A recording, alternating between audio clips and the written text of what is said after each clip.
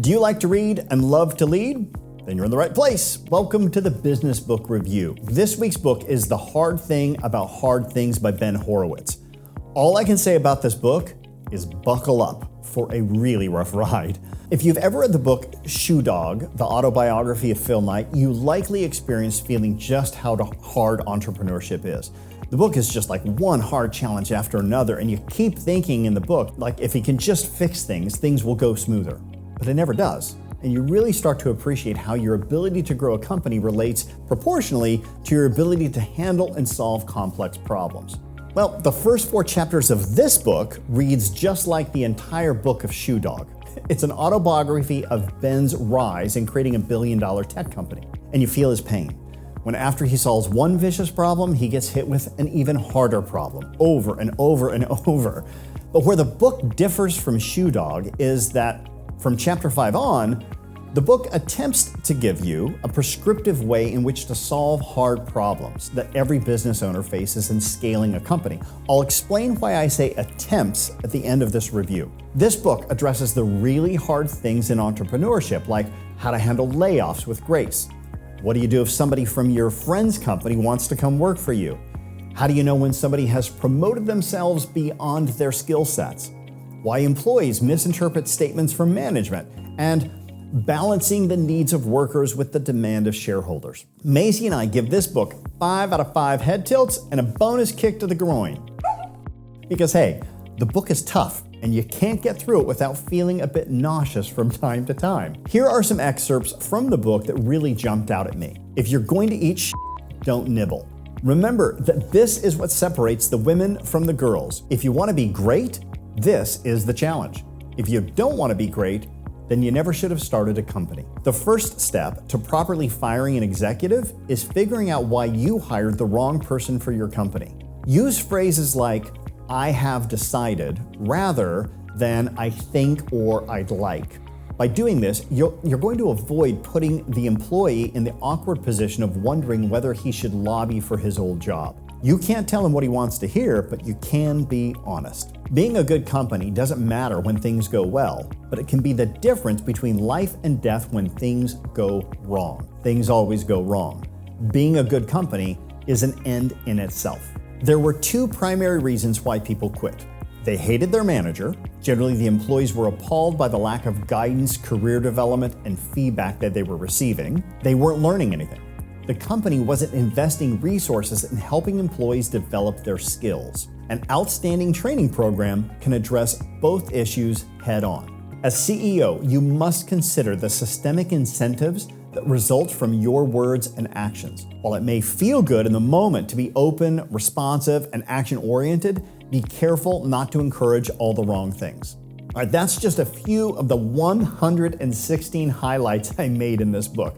I'll warn you, the book is not an easy read. It's hard in 2 ways. Number 1, it's a long read, so you won't get through it easily. And number 2, everything he writes about is frankly pretty hard to hear because he takes a very in-your-face approach and he doesn't pull any punches. But if you're anything like me and you don't like feedback sugar-coated, but straight to the point, then you're gonna love this book. One of the most memorable parts of the book for me was when he opened up about the impact being a CEO has on your personal psychology. I found the chapter to be refreshingly honest and raw, and he illustrated so beautifully how it's supposed to be hard on us. He said, nobody sets out to be a bad CEO, run a dysfunctional organization, or create a massive bureaucracy that grinds her company to a screeching halt. Yet no CEO has ever had a smooth path to a great company. He then highlights 4 conditions that all CEOs face at some point in time in their evolution. If I'm doing a good job, why do I feel so bad? I've got nobody to blame. There's too much broken stuff, and it's a lonely job. He then shares his own techniques for calming your nerves, which if I could summarize kind of like in one sentence, it would be make some friends, focus on what you want, get it out of your head, and don't punk out or quit. In the end, this book isn't as prescriptive in how to solve hard things as the author alluded to in the beginning. But that's because there's rarely a right or wrong answer in how hard things play out in a business. You know, in business strategy, there's a term called equifinality, which means that it doesn't matter what strategy you take because they all end up in the same place. There are many paths to summit a mountain. The path you choose is irrelevant. What matters is how you perform on the path you choose. This book perfectly describes the many paths that you're going to be faced with in your journey as a CEO. But ultimately, you're the only one who can choose how you'll perform.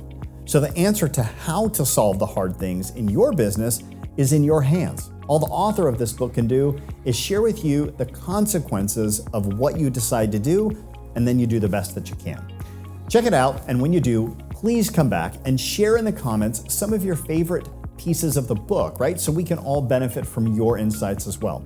Also, feel free to share in the comments books that you think I might enjoy. Some of my favorite books of all time I've learned about from people that I respect, so your opinion is valuable to me. Also, if you enjoyed this video, I'd be honored if you liked the video, subscribed as well, so that when I release another book review, you'll be the first to know. And if you really want to benefit from these reviews, you're going to love my business book scorecard. It's a free Q&A.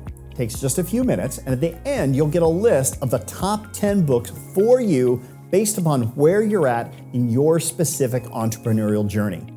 The reality is, all books can become a 5 out of 5 if you read them at the right time in your business development. Why waste time reading books that don't apply to you? I've already sorted through over 500 business books to share with you the top 10 books that apply directly to you. It's fast, it's free, and the link is inside the video description. Until next time, let's all try a little harder to be a little better. Thank you so much for taking the time to watch that book review. If you liked it, I think you might like this one as well. Check it out.